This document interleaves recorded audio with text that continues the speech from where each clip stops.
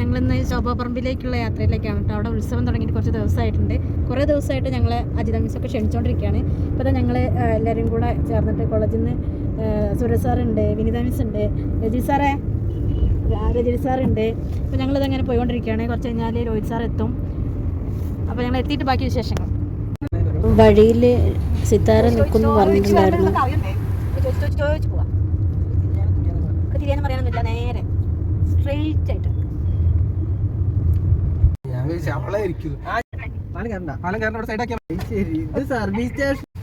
അപ്പോൾ സിത്താര എത്തിയിട്ടുണ്ട്. ഞങ്ങൾ പോകാൻ പോവാണ്.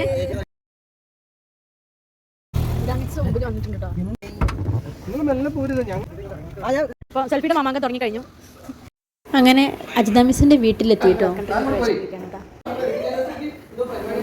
ഇതാണ് കേട്ടോ മിസ്സിൻ്റെ വീട്. എന്തോ ഒരു പ്രത്യേകത എനിക്ക് ഈ വീടിന് തോന്നിയിട്ടുണ്ടായിരുന്നു.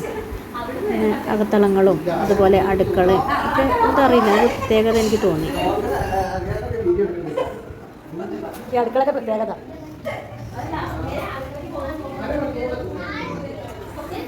ഇറങ്ങി വന്നിട്ട് പിന്നെ നിങ്ങൾക്കും എന്തോ ഒരു പ്രത്യേകത തോന്നില്ലേ? അടുക്കളയുടെ ഒരു വലുപ്പമാണ് കണ്ടു. മുകളിലേക്ക് പോകാൻ വേണ്ടി നോക്കിയപ്പോൾ മിസ്സിൻ്റെ ചേച്ചി അവിടെ ഡ്രസ്സ് ചെയ്യായിരുന്നു. പിന്നെ വേണ്ടെന്ന് വെച്ചുകൊണ്ട് ഇറങ്ങി പോകുന്നു കേട്ടോ. പെട്ടെന്ന് ഫുഡൊക്കെ കഴിച്ചിട്ട് ഞങ്ങൾ തൊട്ടടുത്ത് തന്നെയാണ് ഹാർബർ എന്ന് പറഞ്ഞിട്ട് ഞങ്ങൾ അങ്ങോട്ടൊന്ന് പോയിട്ടോ. ഹാർബറിലൂടെ നടക്കണം കേട്ടോ.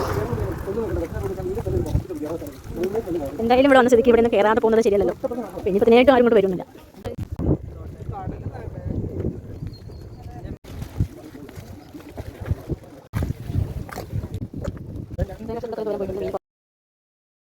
ആയിട്ട് പോലും ഹാർബർ ഞങ്ങൾ വന്നതിന് ശേഷം ഞങ്ങളെ കൂട്ടി കൊണ്ടുവന്നിട്ട് ആദ്യമായിട്ട് കാണുന്ന ഒരു വനിതാരത്നത്തെ പരിചയപ്പെടണം. നിന്നും നേരെ പോയത് ഞങ്ങൾ ശോഭാപറമ്പിലേക്കാണ് കേട്ടോ. ഈ പ്രദേശത്തെ മൊത്തം ജനങ്ങളുടെ ഉത്സവമായിട്ടാണ് എനിക്ക് തോന്നുന്നത്.